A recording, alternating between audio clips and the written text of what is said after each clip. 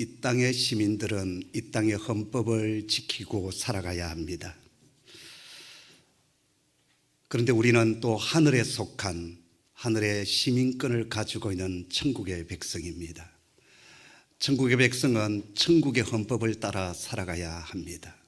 산상수훈은 천국 백성인 하나님의 자녀들이 이 땅에서 살아갈 때 지켜야 될 헌법이고 그리고 대헌장과 같은 말씀입니다. 산상수훈의 말씀은 7장 29절에서 끝을 맺습니다. 그런데 오늘 본문의 말씀 무엇보다도 12절의 말씀이 이 산상수훈의 절정에 해당되는 결론과 같은 말씀입니다. 산상수훈의 첫 장인 5장은 우리 그리스도인들이 이 땅을 살아갈 때 가져야 될 성품에 대해서 말씀하십니다. 외적인 것이 아니라 우리의 내면의 모습을 주님은 바르게 가지기를 원하셨어요. 심령이 가난한 자 복이 있다 말씀하셨습니다. 이 세상의 죄악과 나의 허물과 죄악 때문에 하나님 앞에 애통하고 우는 성품, 온유한 심령들, 의에 줄이고 목마른 심령들, 그리고 긍휼히 여기는 심령, 심지어 원수까지 사랑하는 그 성품, 바로 그것이 우리 그리스도인들이 이 땅에서 가져야 될 성품임을 말씀해 주셨습니다. 6장에서는 우리 성도들이 가져야 될 참된 신앙의 3가지 표지를 들어서 말씀하시는데, 구제하고 기도하는 일, 그리고 금식하는 일. 그런데 이러한 신앙의 행동들을 우리가 해나갈 때 첫 번째는 우리가 사람 앞에 하는 것이 아니라 하나님 앞에 한다는 사실을 잊지 말라라고 말씀하십니다. 뿐만 아니라 그 결과 참된 신앙은 사람에게 보상을 받는 것이 아니라 하나님으로부터 보상받는다는 믿음을 가지고 사는 것, 바로 그것이라고 말씀하여 주셨습니다. 뿐만 아니라 우리가 참된 신앙을 잘 유지하기 위해서 하나님께서 우리에게 주셨던 재물들, 재정들을 땅의 끝만을 위하여 쓰지 말고 그 보물을 하늘에 쌓아두라 말씀하여 주셨습니다. 또 무엇을 먹을까 무엇을 입을까 염려하지 말라라고 말씀하십니다. 왜냐하면 아버지 하나님께서 다 알고 계시고 채워주시겠다 약속하여 주셨기 때문입니다. 그러면서 너희가 먼저 구해야 될 것은 그분의 나라와 그분의 의가 먼저다라고 가르쳐 주셨어요. 그리고 이제 7장에 들어와서 너희가 다른 형제를 정죄하거나 비판하지 말라라고 말씀하십니다. 오히려 네 눈 속에 있는 그 들보를 빼내어라, 그렇게 말씀하십니다. 그것이 1절부터 5절까지의 말씀이에요.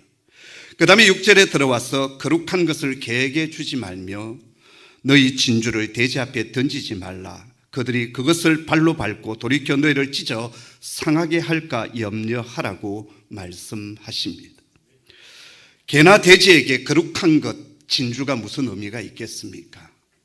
그 가치를 모르기 때문에 아무리 던져준다 한들 그냥 짓밟아 버리는 겁니다. 그러면 누가 상처를 받습니까? 짓밟아 버린 개가, 돼지가 상처를 받습니까? 아닙니다. 그 가치를 모르기 때문에 개나 돼지 같은 자는 절대 상처를 받지 않습니다. 거룩한 것과 진주를 던져준 사람이 상처를 받습니다.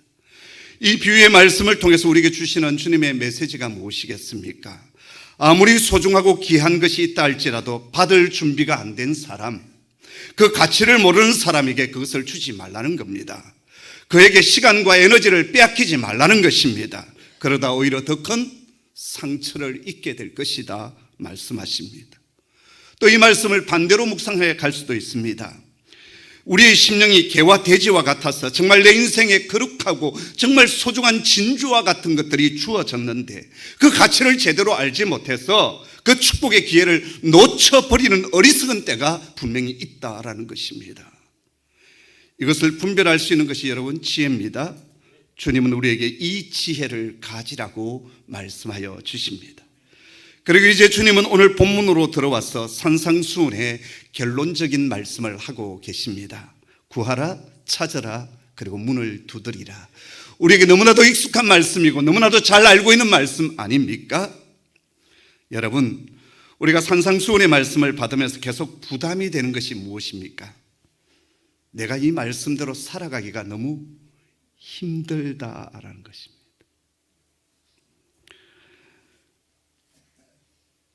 상대방이 정말 악하게 공격하는데 온유함을 끝까지 간직하기가 쉽지 않습니다. 화가 머리끝까지 올라오는데 참아내는 것 쉽지 않습니다. 정욕이 불같이 일어나는데 그 음욕을 생각으로부터 지우는 것 쉽지 않습니다. 구제도 하고 금식도 하고 기도도 많이 하는데, 그래서 사람들이 내 신앙을 좀 알아주었으면 좋겠는데, 주님은 오직 하나님만 바라보고 사람에게 그런 것을 기대하지 말라라고 말씀하십니다. 당장 쓸 일이 얼마나 많습니까? 그런데 재물을 하늘 보물창고에 쌓아두라, 나누어주라, 구제하라 말씀하십니다. 시시각각으로 걱정하고 염려할 일들이 청청이 쌓여가는데 주님은 염려하지 말라라고 말씀하십니다. 여러분, 우리가 어떻게 이 산상수훈의 말씀을 지키며 살아갈 수 있겠습니까? 여러분은 어떤지 모르겠지만 저는 이 산상수훈의 말씀을 묵상하고 설교할 때마다 절망합니다. 이렇게 살아야 되는데, 이렇게 설교했는데 이렇게 살아가기가 너무 힘든 거예요. 그런데 이런 고민 속에 있는 우리에게 주신 주님의 답이 있습니다. 바로 기도하라는 것입니다. 기도가 답이라는 것입니다. 한 번의 기도가 아니라 구하고 찾고 두드리는 기도, 응답받을 때까지, 평안이 올 때까지 기도할 때 이 산상수훈의 삶을 살아갈 수 있을 것이고, 이 말씀이 주는 복을 너희가 누리게 될 것이다. 지금 그 말씀을 하고 있는 겁니다. 오늘 말씀은 명령형으로 되어 있습니다. 단순한 권면이 아니에요. 주님의 명령입니다. 지켜야 될 명령이다고요. 헬라어 명령형은 두 가지 용법으로 되어 있습니다. 하나는 부정과거 명령형입니다. 이것은 어떤 특정한 명령을 내릴 때 사용됩니다. 야, 거기 문이 열렸는데 문을 닫아라. 특정한 것을 지금 가리키는 거죠. 여보, 배고파요. 밥상 좀 차려와요. 이게 부정과거 명령형입니다. 또 하나는 현재 명령형으로 나오는 것이 있습니다. 이 용법은 마땅히 사람이 해야 될 일들, 그러니까는 부모에게 효도해라, 이게 마땅히 해야 될 일 아닙니까? 뿐만 아니라 무엇을 계속 해야 되는 것, 바로 이것이 현재 명령형으로 나오는 겁니다. 기도하라, 사랑하라, 감사하라, 기뻐하라, 이게 다 현재 명령형으로 등장하고 있습니다. 오늘 말씀을 헬라어 원문을 찾아보았더니 구하라, 아이테이테라는 단어를 쓰고 있어요. 찾으라, 제테이테라는 단어를 쓰고 있고, 두드리라, 쿠르헤테라고 하는 단어를 쓰고 있습니다. 공통적인 끄트머리가 뭐로 나오고 있죠? 이테 이렇게 나와 있습니다. 이게 모두 현재 명령형 모습이에요. 이것을 다시 좀 더 쉽게 번역하면 계속 구하라, 계속 찾으라, 계속 두드리라, 그런 말씀입니다. 응답받는 기도의 특징은 뭐냐? 인내가 필요하고 끈기가 필요하고 계속 구하고 찾아가는 것, 바로 그것임을 주님 말씀해 주십니다. 여러분, 산상수훈의 삶을 한마디로 요약한다면 무엇이겠습니까? 제가 묵상하면서 발견했던 것은 바로 주께 맡긴 삶이라는 것입니다. 오직 주만 바라보는 삶, 그것이 산상수훈의 말씀의 핵심임을 저는 보았습니다. 그런데 여러분, 그렇게 살기로 작정하다 보면 순간순간 갈등이 생기고 염려와 걱정이 몰려오지 않습니까? 상황은 바뀌지 않고 여전히 삶의 실타래는 엉켜져 있습니다. 문제가 해결될 기미가 보이지 않는 겁니다. 오직 주님만 바라보고 기도할 때는 뭔가 서강이 비추오고 평안과 확신이 있는데, 기도의 자리에 벗어나서 삶의 자리로 돌아오는 순간 염려거리와 낙심이 몰려오고 하나님께서 주신 약속이 희미해지기 시작하는 겁니다. 그러한 우리를 잘 아시고 주님은 오늘 우리에게 끝까지 하나님을 신뢰하고 기도를 쉬는 일들을 멈추지 말라, 그렇게 말씀하여 주십니다. 누가복음 11장에 보면 주님께서 제자들에게 기도를 가르쳐 주셔요. 그러면서 비유를 들어 이런 말씀을 하십니다. 한 친한 벗이 있었는데 여행 중에 집으로 돌아오니까 밤이 너무 늦어졌어요. 늦은 밤이었습니다. 온 가족들이 하루 종일 못 먹었고, 그래서 배가 고파서 있는데 집에 화덕은 불이 꺼져버렸고, 이제 반죽을 하여 숙성시켜 빵을 구워낸다는 것은 너무나도 지난한 일인지라 친한 친구의 집을 찾아가서 문을 두드렸습니다. 이미 밤은 깊어 불은 꺼졌습니다. 문은 닫혔습니다. 식구들 모두 잠자리에 다 들어갔는데요, 두드렸어요. 그런데 옆집 친한벗이 와서 문을 두드리는데 아들이랑 집사람이 지금 너무 배가 고파 힘들한데 빵을 좀 달라 그러는 겁니다. 여러분 같았으면 어떻게 하겠습니까? 그냥 자는 체 하면서 가만히 있겠습니까? 화를 막 내면서 지금 이 시간에 우리 온 식구들이 지금 잠자리에 들었는데 그냥 가라고 화를 내겠습니까? 주님은 이렇게 말씀하십니다. 비록 벗됨으로 인하여서는 일어나서 주지 아니할지라도 그 간청함을 인하여서는 일어나 그 요구대로 주리라. 비록 벗됨으로 인하여서는 일어나지 않지만 그 간청하는 것 때문에 일어나서 주지 않겠느냐 말씀하십니다. 말씀의 강조점이 어디에 있습니까? 간청함에 있습니다. 친한 벗이기 때문에 일어난 것이 아니라 문을 열어주지 않으면 이 친구가 절박하니까 문을 열어줄 때까지 계속 두드릴 것이 분명하거든요. 고대 이스라엘 가옥 구조라는 것이 원룸 시스템입니다. 그냥 한 층에 부엌도 있고 그리고 그냥 거실 같은, 우리로 보면은 거실 같은 곳에 같이 그냥 자는 거예요. 그런데 계속 문을 두드리면 어떻게 됩니까? 잠자는 모든 식구들, 어린아이들 다 깨게 되는 거예요. 그래서 빨리 줘서 보내버리는 것이 신상에 좋은 겁니다. 주님은 이 비유를 통해서 우리가 하나님 앞에 기도를 드릴 때 이런 절박함과 간절한 마음으로 계속 구하라고 하는 겁니다. 조금 기도하다가 힘들다고 응답이 없다고 포기하지 말라는 것입니다. 조금 산상순의 말씀을 따라 살려고 발부둥 치다가 힘들다고 포기하지 말라는 것입니다. 계속 하나님 의지하고 하나님 바라보고 하나님 사모하고 사람들이 알아주지 않는다 할지라도 주님께 내 시선을 고정하며 걸어가라는 것입니다. 그럴 때 하나님께서 길을 열어주시고 문들이 열리게 될 것이고 찾게 되는 역사가 임하게 될 것이라는 겁니다. 억울한 과부에 대한 비유의 말씀도 동일하지 않습니까? 불의한 재판관에 가서 계속 자신의 억울함을 간청했지만 이 과부는 돈도 없고 백도 없고 아무것도 없어요. 근데 이 불의한 재판관인지라 좀 백이 있거나 돈이 있으면 좀 뇌물 받아먹고 그래 유리한 판결을 내리는 그러한 자였어요. 근데 이 불쌍한 과부가 매일매일 찾아가는 겁니다. 그래서 이 불의한 재판관이 어떻게 합니까?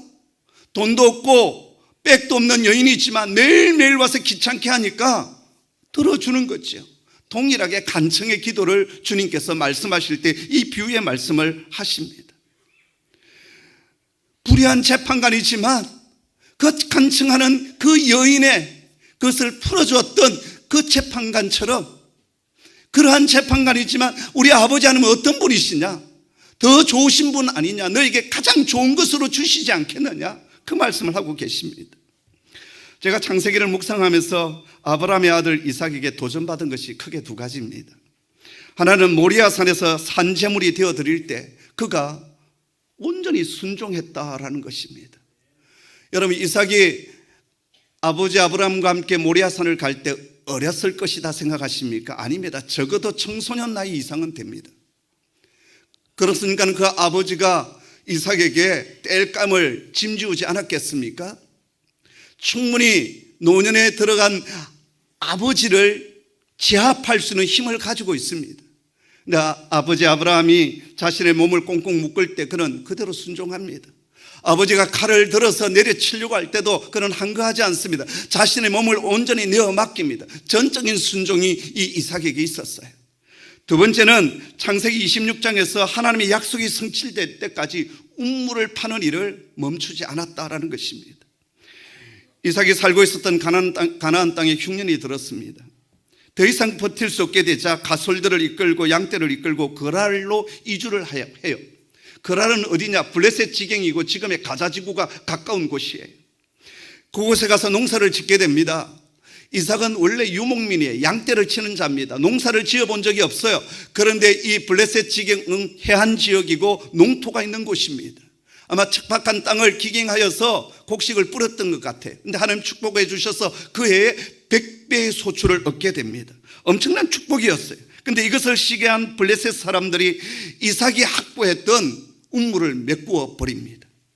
중동 지역에서 우물은 생명 그 자체 아닙니까? 그런데 그 우물이 메꾸어 버렸어요.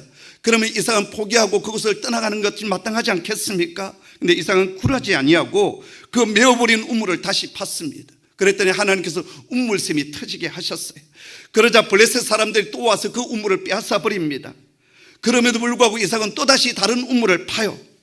여러분, 중동 지역에서 우물 파는 것 쉬운 일이 아니에요. 그냥 우리처럼 조금 파면 물샘이 터지고 그런 곳이 아니에요. 저 깊은 곳을 온통 파내려 가야 되는 거예요. 그런데 그 애써 팠던 우물도 빼앗깁니다.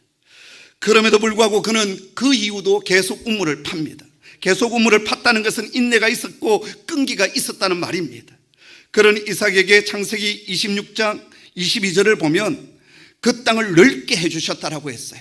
그리고 24절 끝에 보면 하나님께서 친히 이렇게 말씀하십니다. 내가 너와 함께해서 내게 복을 주고 내 자손이 번성하게 하리라.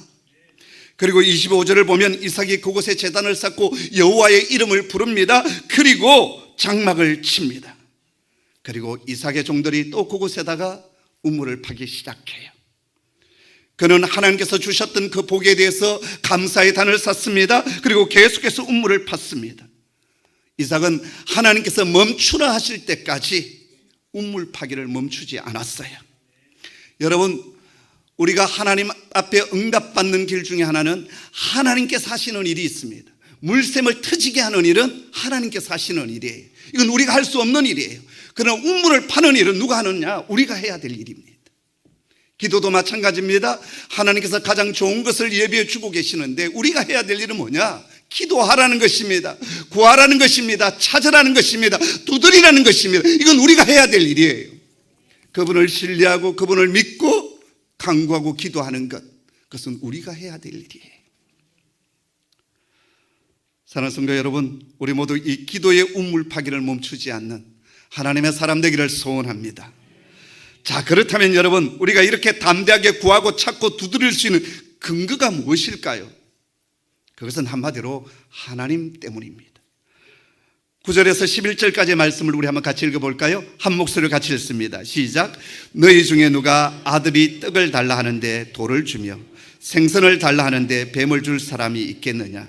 너희가 악한 자라도 좋은 것으로 자식에게 줄 알거든 하물며 하늘에 계신 너희 아버지께서 구하는 자에게 좋은 것으로 주시지 않겠느냐? 아멘.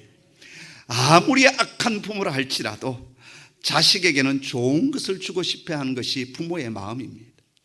사기꾼도요, 남들 사기치고 등쳐먹고 살지만 그것으로 자식 공부시키고 자식 성공시키기를 원합니다. 모든 부모의 공통점은 못 먹고 못 입어도 자식에게는 잘 먹이고 잘 입히고 싶어 합니다. 세상 부모도 그렇게 하거늘 하물며 하늘에 계신 너희 아버지일까 보냐? 예수님은 지금 그렇게 말씀하고 계십니다. 자, 그렇다면 여러분, 우리의 기도를 들으시는 하나님은 어떤 분이실까요? 첫째, 그분은 하늘에 계신 하나님이십니다. 여기 하늘에 계시다라고 하는 이 표현이 뭘까요? 그분은 전능하시다라는 겁니다. 그분은 영원하시다라는 거예요. 어제나 오늘이나 영원토록 동일하시다라는 거예요. 하늘에 계신 그분은 이 땅의 모든 것을 보고 계시는 분이십니다. 우리의 사정을 알고 계시는 분이십니다. 저는 아버지로서 저희 두 자녀에게 참 좋은 것을 주기를 원하지만 때로는 저희 연약함 때문에, 저희 부족함 때문에 저희 자녀에게 못해준 것들이 너무 많습니다. 아이들이 어릴 때는 몰랐는데 나중에 크고 나서 보았더니 그 아이들 속에 상처가 있는 거예요. 개척교회 목사의 자녀로 살아간다는 것, 그것이 그 아이들에게 상처가 됨을 저는 몰랐어요. 그래서 어느 날 제가 울면서 미안하다라고 했습니다. 많이 미안하다. 여러분, 우리 부모의 마음은 자녀에게 정말 많은 것을 해주기를 원하고 온전한 것으로 부어주기를 원합니다. 그러나 한계가 있잖아요. 마음은 있지만 해주지 못하는 일들이 얼마나 많습니까? 그러나 전능하신 하늘에 계신 우리 아버지 하나님은 이 모든 것을 해주실 수 있는 능력의 하나님이십니다. 또 그 하나님은 어떤 하나님이십니까? 바로 우리의 아버지 하나님이십니다. 그분 때문에 우리가 이 세상에 태어났습니다. 우리를 창조하신 분이 그분이셔요.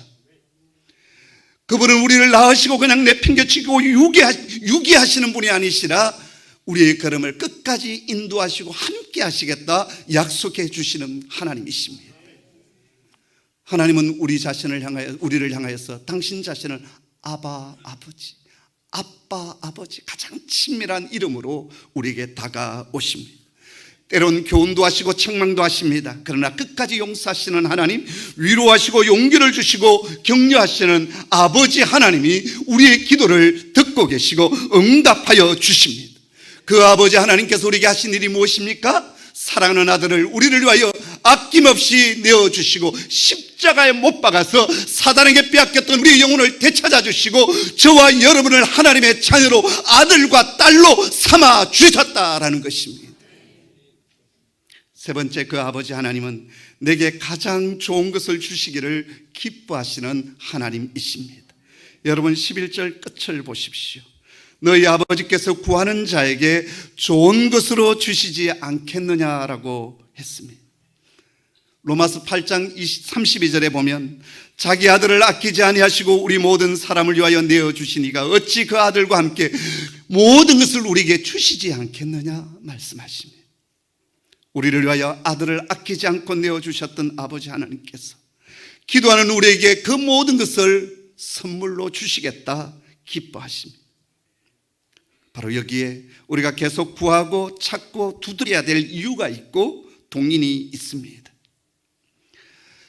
미국 독립전쟁 당시에 두 사람이 입씨름을 하고 있었습니다. 그 내용은 워싱턴이 이긴다, 아니다, 워싱턴이 진다 였습니다.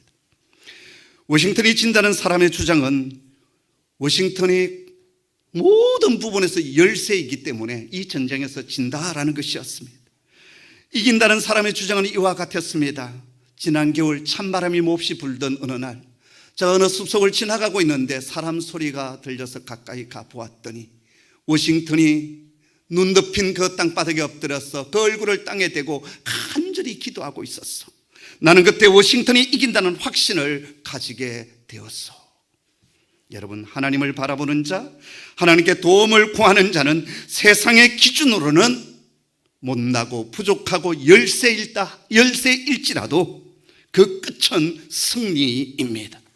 여러분, 기도의 승리자가 되시기를 주님의 이름으로 축복합니다. 자, 그런데요, 우리가 기도할 때 주의해야 할 것, 또 우리 자신을 돌아보아야 될 것이 하나 있다라는 것입니다. 바로 12절의 말씀인데요, 한번 같이 읽겠습니다. 함께 읽죠. 그러므로 무엇이든지 남에게 대접을 받고자 하는 대로 너희도 남을 대접하라. 이것이 율법이요 선지자니라. 아멘. 여기 율법과 선지자라는 말은 그 당시 유대인들이 구약 성경을 표현할 때 사용했던 관용적인 용법이었어요.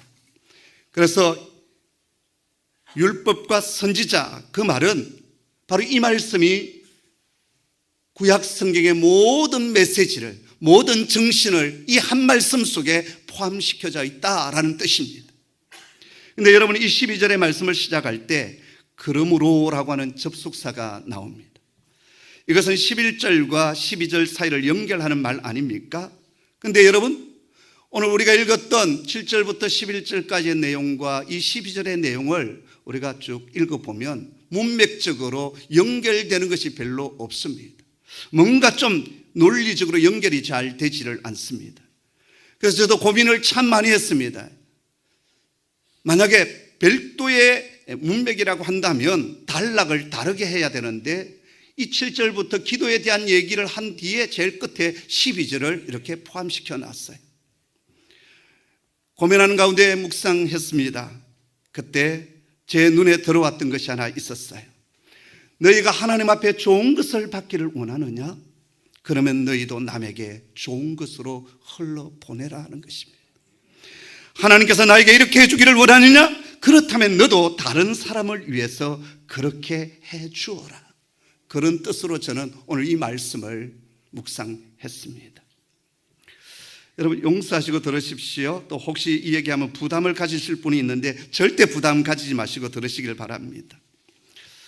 지난주 저희 아버님 이제 별세를 하시고 제가 장례를 치르는데 많은 교우들이 와서 문상도 해주시고 또 전국에 있는 저희 동기들도 뭐 주일이 깨어 있으니까 직접 오지는 못하고 문자로 카톡으로 또 때로는 요즘은 또 시절이 좋아서 이렇게 그냥 그냥 송금도 하고 카카오뱅크로 해가지고 오기도 하고 부조금이 들어왔어요.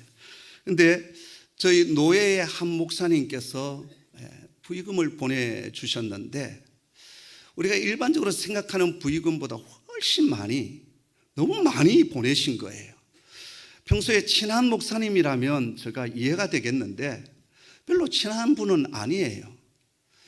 거의 같은 시기에 교회를 개척했고 노예 같이 거의 비슷한 시기에 가입을 했고, 초기엔 좀 친했지만 제가 이렇게 노예 활동을 제대로 하는 사람이 아니기 때문에 그렇게 친하다고 말할 수 없는, 그냥 한번 만나면 잘 지내냐고 이럴 정도의 목사님이셔요.